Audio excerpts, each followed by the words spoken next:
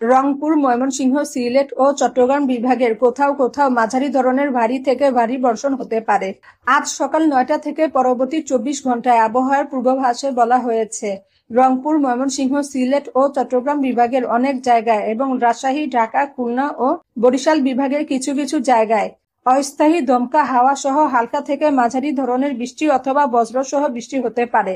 সেই সাথে রংপুর, ময়মনসিংহ, সিলেট ও চট্টগ্রাম বিভাগের কোথাও কোথাও মাঝারি ধরনের ভারী থেকে ভারী বর্ষণ হতে পারে।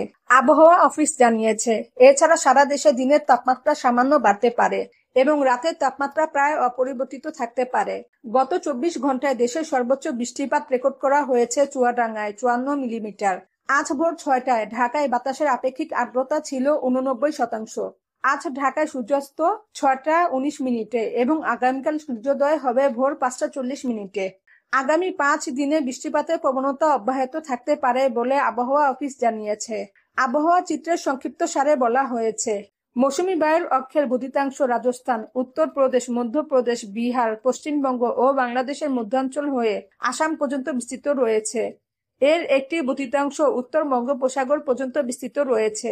মৌসুমী বায়ু বাংলাদেশের উপরে মোটামুটি সক্রিয় ও উত্তর বঙ্গোপসাগরে মাঝারি অবস্থায় রয়েছে।